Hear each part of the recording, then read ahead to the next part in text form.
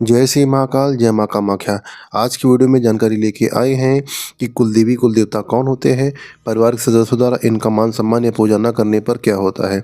मित्रों, कुलदेवी या कुल देवता हमारे परिवार की रक्षा करते हैं।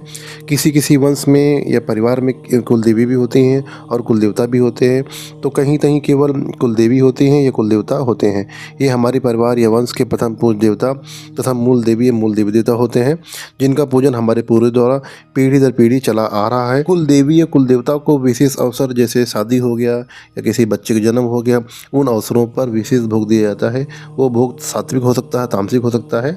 और कुछ कुल देवताओं को मानने या कुल देवी को मानने के नियम होते हैं, जिसे हम जान लेते हैं।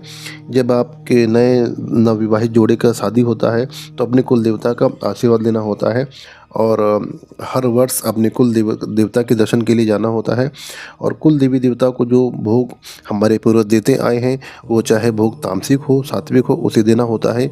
यदि उसको देना बंद कर दिया जाए तो हमारी कुल देवी देवता नाराज हो जाते हैं। मित्रों, आजकल की नई पीढ़ी या शहरी लोग इस बात से अनजान है कि हमारी कुल देवी कौन है, कुल देवता कौन है। कुछ मूर्ख ये कहते हैं कि हम नहीं मानते हैं तो भाई तुम क्या आसमान से टपके हो। कुछ लोग अपने पितरों को नहीं मानते हैं तो पूरी जीवन परेशान ही रहते हैं, अकारण कभी सुख उनको प्राप्त नहीं होता है। हमारे पूर्वज गांव में बसते थे, जैसे जैसे जनसंख्या बढ़ी और रोजगार या किसी अन्य कारण से व्यक्ति गांव से शहर में आके बस गया, और हर परिवार या वंश में कुल देवी या कुल देवता परिवार से ही किसी न किसी घर में स्थान दे दिया जाता है। और बहुत से लोग अपनी कुल देवी या कुल देवता का पता नहीं होता है। ऐसे लोगों को अपने पूर्वजों से पता लगाना चाहिए कि हमारी कुल देवी कौन है और कुल देवता कौन है। यदि आपको अपने कुल देवी या कुल देवता के बारे में पता नहीं चल पा रहा है तो माँ दुर्गा या भैरव बाबा को अपनी कुल देवी या कुल देवता मानकर पूजन शुरू कर सकते हैं। इस विषय में मैं अलग से वीडियो बनाऊंगा।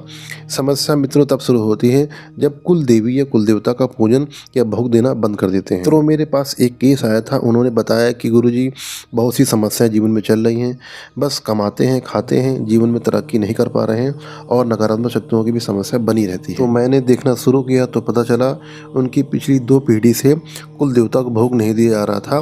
तो उनके वंश में बकरे की बलि दी जाती थी। तो उन्होंने मुझसे कहा यदि हम बकरी की बलि ना दें तो क्या होगा। तो मैंने उनसे कहा जैसे आपकी ज़िंदगी चल रही है वैसे चलती ही रहेगी। तो चलिए जान लेते हैं कुल देवता के रुष्ट होने पर क्या क्या परेशानियां हो सकती हैं। तो मित्रों, परिवारक वंश यानी पुत्र पैदा नहीं होते हैं और घर में हमेशा बीमारी बनी रहती है। कभी कभी तो अकाल मृत्यु भी होती रहती है और कभी कभी रोजगार में समस्या आती है और आय के निश्चित या नियमित स्रोत नहीं होते हैं। आप जिस काम में हाथ लगाते हैं उसमें सफलता नहीं मिलती है और नकारात्मक शक्तियाँ परिवार के सदस्यों को घेरी रहती हैं।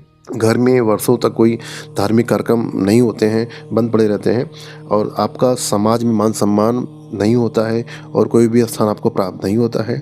आपके परिवार में अशांति बनी रहती है, परिवार में एक के बाद एक समस्या बनी रहती है। तो मित्रों, अगले वीडियो में हम बात करेंगे कि जिन घरों में कुल देवी देवता का पूजन बंद हो जाता है उनको दोबारा कैसे शुरू करें। जय श्री महाकाल, जय माँ कामाख्या।